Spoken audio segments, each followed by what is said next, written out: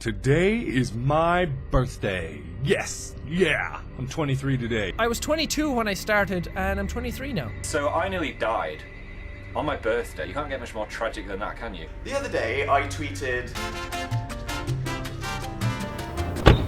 Oh, I forgot my piano. Crap. 23 years old. I'm almost 24. I'm almost in my mid-20s.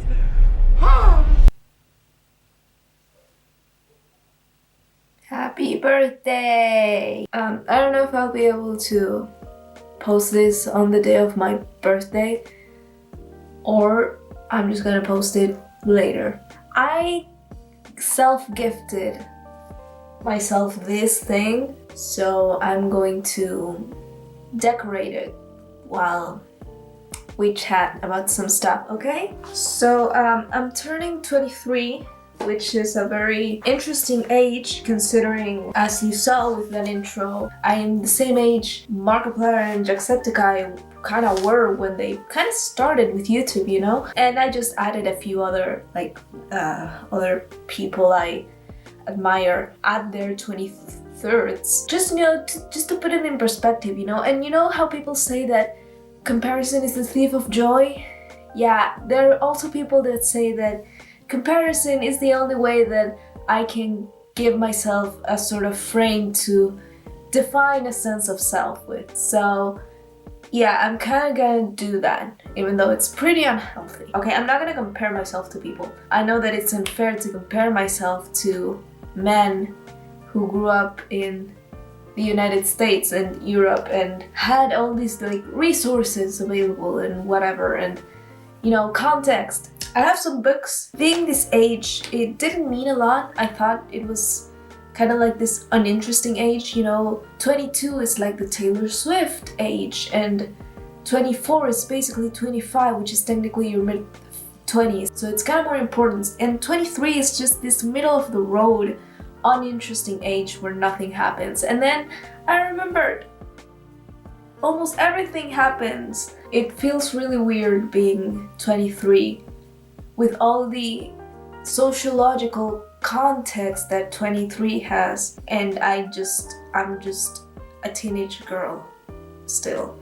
Speaking of teenage girl, I have some books to put on my card.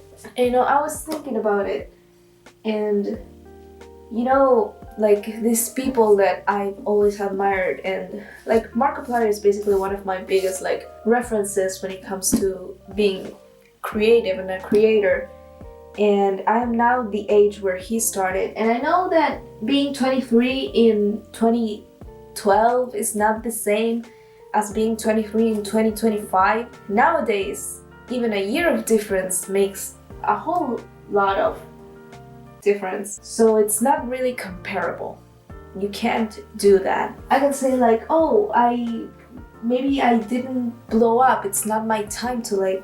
The opportunity to blow up on the internet and become known figure, like public figure.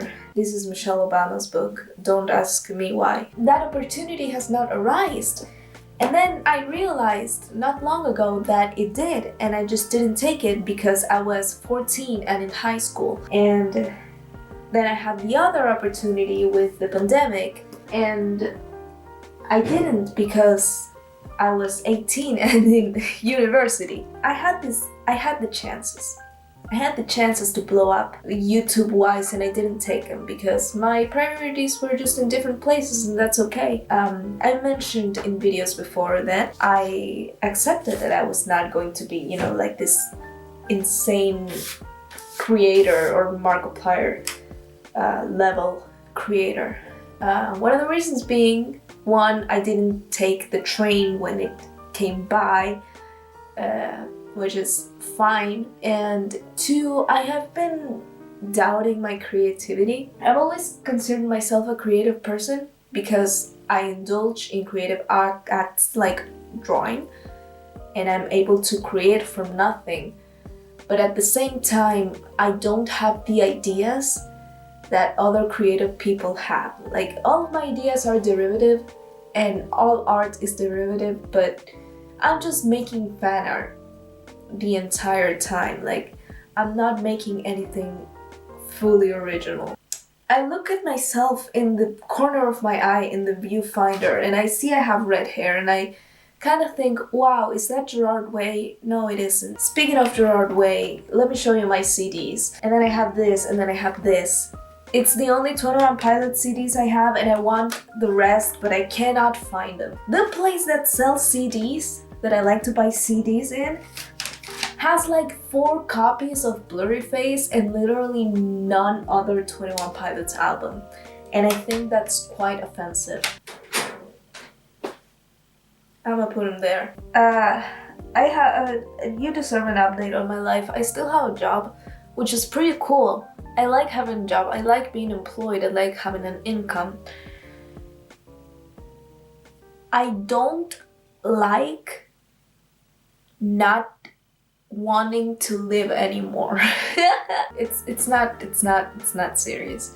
But at the same time, man, if this is what the rest of my life is going to look like, I don't know how long I can go on. But I know it's not how the rest of my life is going to look like, because everything changes, even when I don't want it to. I know this is temporary.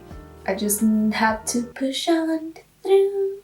I have a couple of candles. This one says Aries and this one is a little guy. And you won't be able to see them, but they're here. I am in the middle of a crisis, but tell me someone in their 20s who isn't. And it's not all bad. Of course it's not all bad. It can't be all bad. I do enjoy having a job. I think I'm trying to become a more authentic version of myself every single day.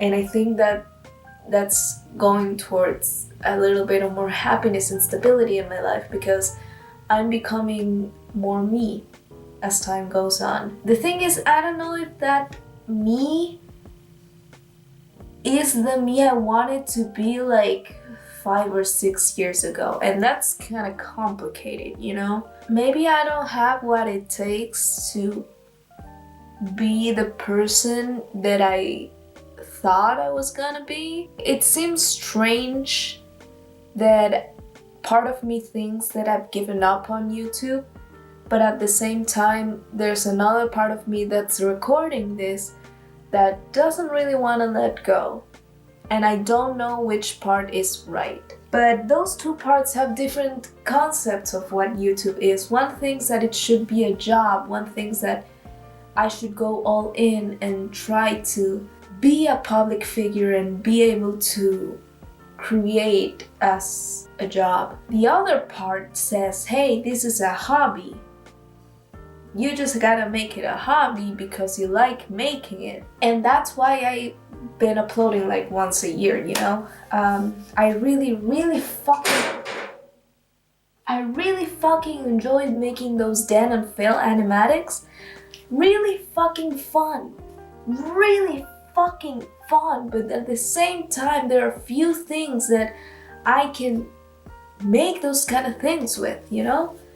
I have a deck of cards. You know, it's not like I can make those every month. It takes me a month of intense work to make them, especially with the length that they are, but the source material is really hard to find. And I used to do a lot of that with like Destructible. I haven't listened to Destructible in like a year. And I'm very sorry to say that. It's just, I have not been consuming the type of content that fueled my creativity, you know? I haven't watched Markiplier in so long, even though I love him very much. I watched the Power Wash episodes he makes with himself. I have some earrings I bought for Christmas last year, and I really love them. And you know, I haven't watched Sean either. I don't really watch those guys anymore. And it's kind of making me sad. But at the same time, like, why should it? I should be able to watch whatever I want. I have a ring that's a spider in a web. I love how rings look, but I hate wearing them. They're just really uncomfortable on my hands. So I'm turning 23, and I don't know when this amazing revelation or spark of purpose and passion is supposed to come. I'm still kind of waiting on it. I used to feel passion when I used to make animatics, but you know, I haven't felt that in a long time. It's kinda having a hard time here, pal. I'm going to therapy, okay? I'm going to therapy. I have therapy tomorrow. One thing that I realized and I want to leave you with, because it's quite the epiphany. I can't bring myself to try to achieve the things that I want to achieve.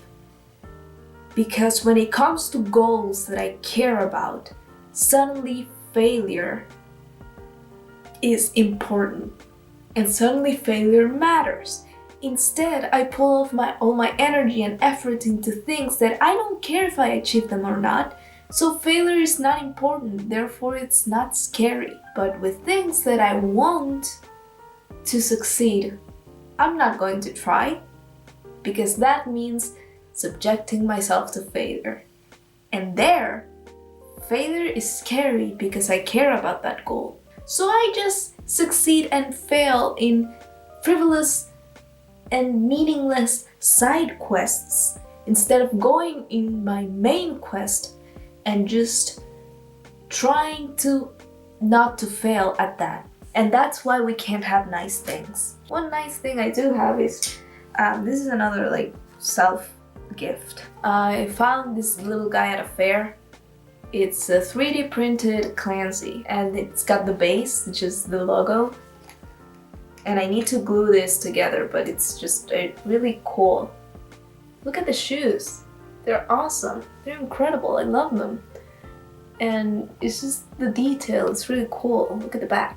So yeah, this guy is gonna sit and watch me sleep. Are you gonna fall?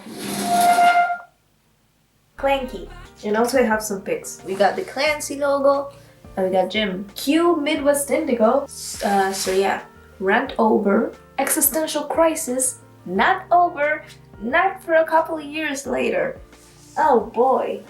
I'm excited for that. I'm fine. Okay, I'm fine. I'm fine. Don't worry about me. Don't worry about, let me worry about me. Don't you worry about me, let me worry about me. I'll worry about me. I'm turning 23. I'm a sweet baby boy of 23. Ethan was doing Unis Honors when he was 23. He was also doing YouTube when he was 16. You know what? I was doing YouTube when I was 16. Not every day, every month. I used to be a person. I used to be great. I have 47,000 subscribers. Half of them are definitely not dead. I need friends. I have friends. Oh my god, I'm gonna die alone. What the fuck are you looking at?